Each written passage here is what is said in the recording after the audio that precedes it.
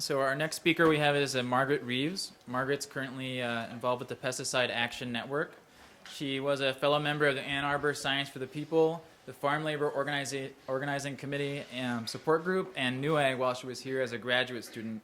And she worked with John for her doctorate in the 80s. Her talk is Science and the Farm Labor Movement. Hello, everybody. This is great being here, isn't it?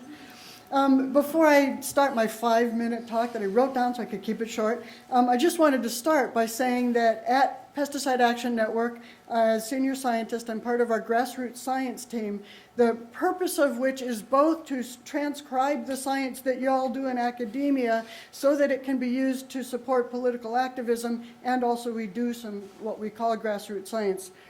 So at PAN, we work to expose the undue influence of pesticide, biotech, and agribusiness corporations in dictating how we grow food, placing the health and economic burdens of pesticide use on farmers, farm workers, rural communities, and consumers. We work with those on the front lines to tackle the pesticide problem and reclaim the future of food and farming. My work with farm workers began as a recent U of M graduate in the early 80s.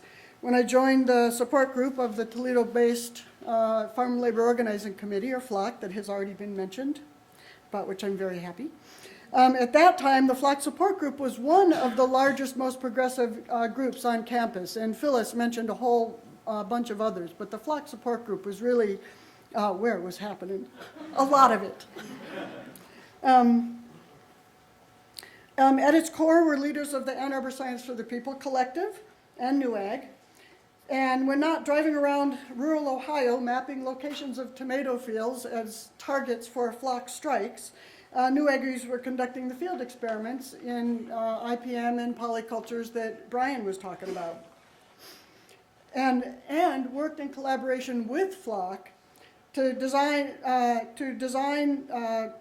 experiments or studies to demonstrate the viability of IPM, or integrated pest management strategies, as a means by which to reduce pesticide use and exposure among farm workers. Seeing how John's graduate students' research and activism was directly linked to the farm worker movement, I saw reason and direction for my own continued studies at U of M, so I started graduate school.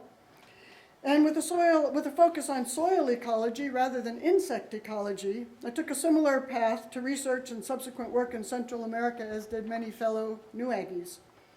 It was several years later, from a teaching position in Costa Rica, that I was recruited to the staff scientist position at PAN, in no small part due to the fact that at least 2 NUAGies were members of the Pesticide Action Network Board of Directors. So the influence of NUAG, in fact, goes, well, as we all have seen and we have lived, goes far beyond academia, part of that diaspora in the tree. Our work at PAN has served farm worker interests in many ways. We have worked with farm worker communities to document exposure to airborne pesticides by conducting both air monitoring and biomonitoring studies that include training community members to use our drift catcher air monitoring device. Community members, thus empowered, have used their data to successfully argue for greater protections from pesticide exposure through improved regulations of pesticide use in various California counties and at the state level. These community-derived data also played a crucial role in US EPA's decision to formally recognize and regulate both spray drift and volatilization drift, which prior to the work in which we were deeply engaged, EPA failed to recognize as important routes of exposure.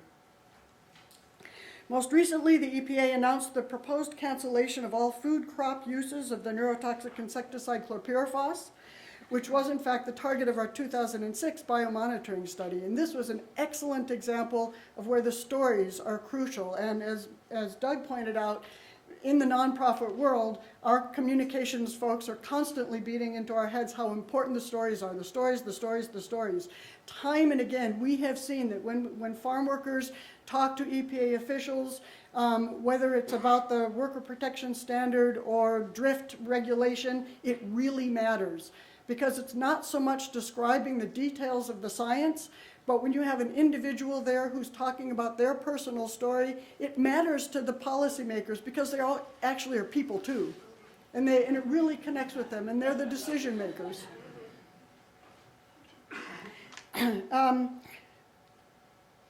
And these same data that we help collect together with research from UC Berkeley, Columbia, Mount Sinai, so that's some of the people whose work upon which we depend at Penn, played a key role as well in last year's successful end of a 15-year campaign to improve the federal worker protection standard, which is the only set of regulations designed to protect farm workers and their families from exposure to pesticides. So that's the kind of work that we do. Our ultimate goal is public policy change, and we do it through building public will, and a lot of building public will is involving the communities on the front line to collect their data and tell their stories. Since Penn's beginning in 1982, we've worked in close collaboration with farm worker organizations from the major unions, UFW, FLOC, the Oregon-based union PECUN, Farm Worker Association of Florida, and many others.